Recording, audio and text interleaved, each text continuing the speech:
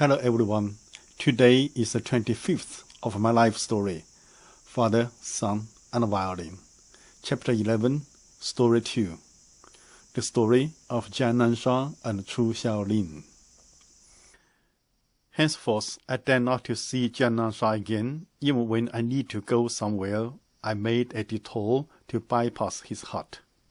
It was okay for me not to see Jan, yet it was not okay not to read books. That put me in a constant state of anxiety, acting like a fly without a head. One day, I bumped into True Shaolin by chance.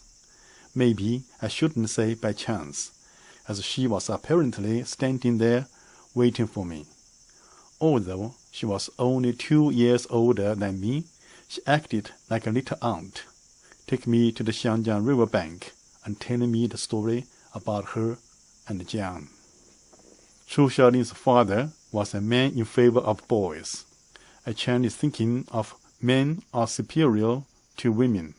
Yet the mother hemorrhage during the birth of Shaolin cursed her body, leaving her half paralyzed and living in a wheelchair.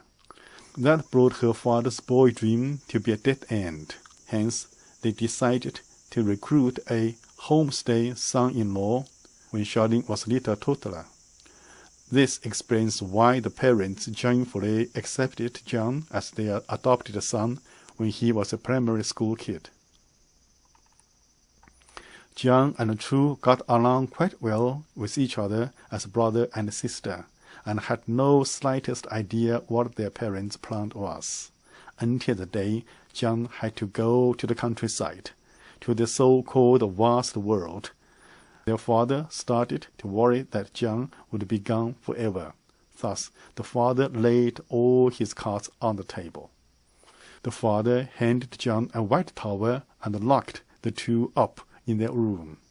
"You two will not be let out until the assignment is completed. No red on the towel, no chow." They waited. When they were too tired, they went to sleep. But when they woke, they felt starved, until True couldn't hold any longer, and begged her brother, "Let's do it." That was the two youngsters' maiden intercourse. Immediately, the father tore the bunk beds apart and put them side by side, saying to them, "From now on, you two sleep together. Ever heard the term child bride? You are in fact a child bridegroom. If it were the old society," the Chinese referred to the time before 1949 as the old society, "you would already be husband and wife. It's a pity in the new society we have to wait until Shaolin reaches the legal age of 18. Jan felt suffocated in such a deformed family relationship, and gradually he became abnormal himself. Every time he touched the body of Shaolin, to him, his sister, he felt a strong loathing and guilt. When True, a girl in her blue on the other hand, was gradually getting familiar and accustomed with Jan's body, that aroused her sexual desire greatly. The situation developed to the stage that True initially asked Jan for lovemaking, that made the days and nights longer and longer for him. If it were not for the loving and caring of the family in his childhood, he would probably have fled in the very beginning.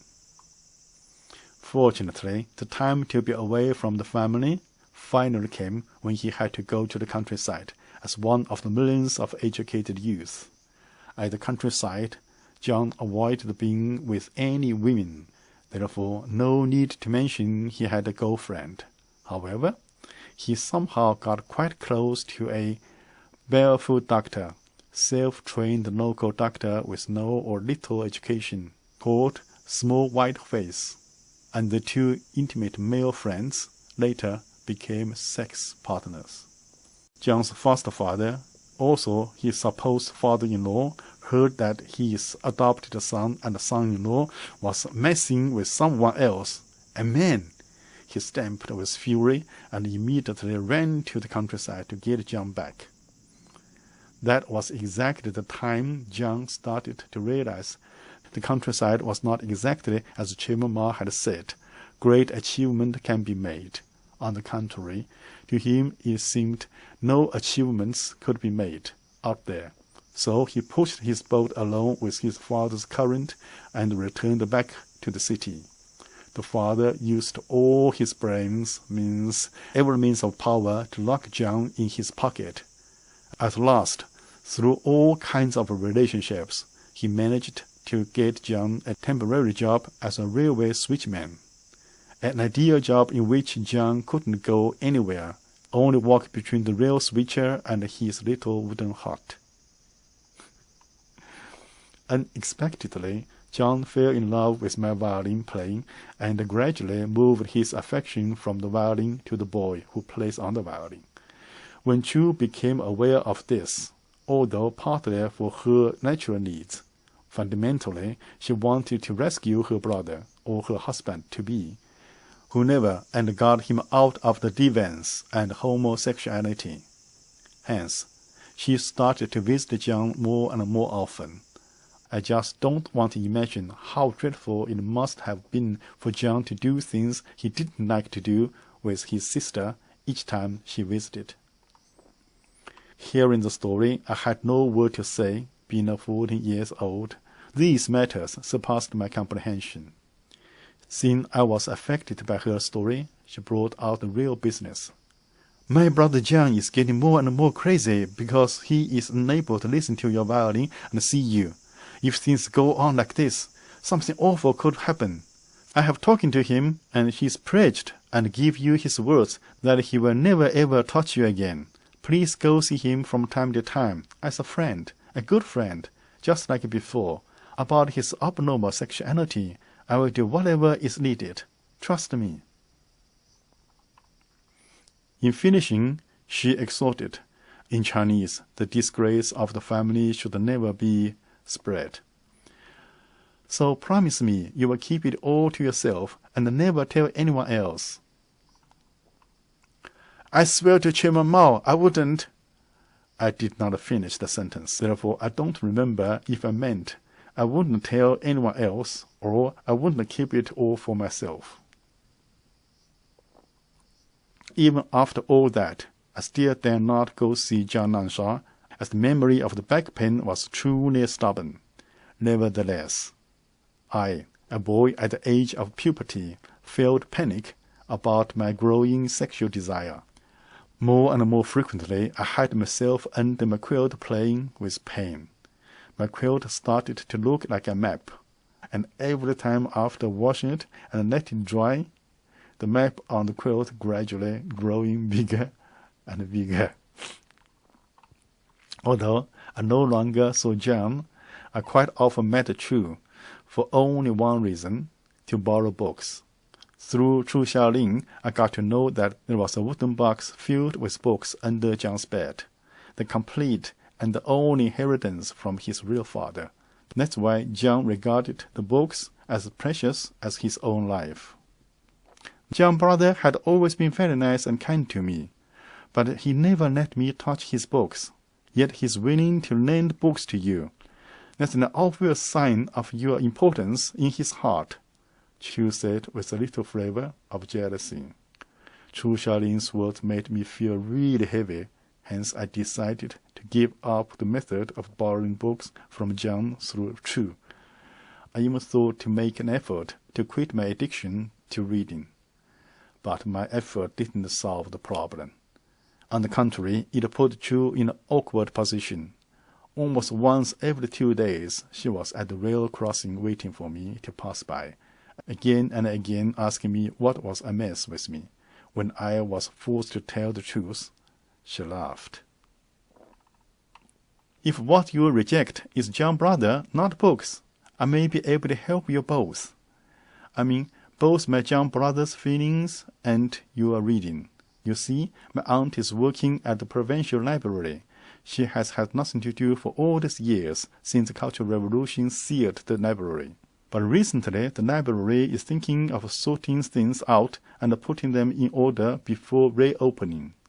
I was just considering getting a temporary job as my aunt's helper. Really? I immediately got excited. In fact, besides novels, I'm also in urgent need for violin music scores. I soon made a list. Kaiser, Kreutzer, Paganini, and many violin concertos, such as Bach, Handel, Mozart, Beethoven, Mendelssohn, Tchaikovsky, and so on. Since then, every time I met Chu, she always had a novel and a couple of music scores for me, and each time she handed them over to me, she always emphasized the same thing. No need to thank me. Thank my young brother. If it were not for the sake of his happiness, I would never dare to do things like this. Though it is said that to steal books one is not considered a thief. On the other hand, who cares about books nowadays? Who has counted how many of them were burned? If you had seen the tons of books piled up there with no one to take care of them, what's the difference from the trash heap? Chu's words, and more importantly, her actions, made me more and more touched by Jan's sincerity, which sometimes faded my memory of back-home pain. One day, I bought a 20 renminbi mahua Chinese snack, planning to place it outside Jan's little hut entrance, not to show my forgiveness, but to express my appreciation. Still a good distance from his door, I heard their quarrel. What's wrong with you today? Chu's voice. Not today. It was wrong from the very beginning. Jan's voice. What? You are saying you didn't like me from the very beginning? Jan, it's not that I don't like you. It's that I don't like to do those kind of things with you. Chu. Don't like to do things with me equals don't like me. Jan. I don't like you. I love you. Let me say it again. I love you very much because you are my baby sister, my only sister in the whole world. So listen to me carefully.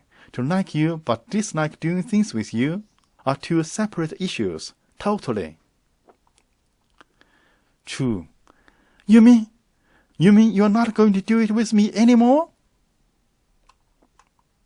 Jan. If it's possible. Chu. Not even after we got married? Jan. Oh, you still don't get me. Do I have to make it so clear to you, my silly, that I would never get married, not to you, not to anybody? Why? Chu shouted. Jan. Because sexually I don't like women overall. Chu's weeping. Jan's comforting. Chu. I know your heart is occupied with that little lying brother, but he's a man. In fact, not really a man yet, but just a boy. He scared you to death. I beg you, never harm him again. Jan. I know, what I did was disgraceful. As you said, he's just a boy, but what you don't know is he is also a man with great future. That's why I wish to push him a little with my meager strength, not redeem my name from run down, but for his gift. Now you understand why I asked you to get close to him. I hope that you could substitute for me and do things for him. If possible, satisfy all his demands with all that you can give. You know what I mean. If you really love me, you should do as I wish. Hearing that, I ran away like a madman and forgot leaving the bag of mahua purposely bought for him outside the entrance. A few days later, Chu Xiaolin blocked me on my way to see Teacher Li. She said she would show me something to make me very happy. Following her, we arrived at building ruins burned during the gunfight at the beginning of the Cultural Revolution. I was led to a room with some loose building materials scattered here and there. Chu pulled out a sock and opened it. Thus some books and music scores flipped down on the ground. Oh my God! Besides the small portion of novels, is a whole sack of music scores, not only violin music scores, but also other scores such as piano pieces, operas, symphonies, and works for voice, etc. No, did I heal back for you? Should be enough for a while, she said. What's wrong? Right. Why? Why? Because I'm afraid I might not be able to help you with books anymore. I was too excited by the sight of the books to listen to what he was really saying. Meanwhile, footsteps broke the joyous atmosphere. She comforted me. Don't worry, it's Uncle Feng, my acquaintance.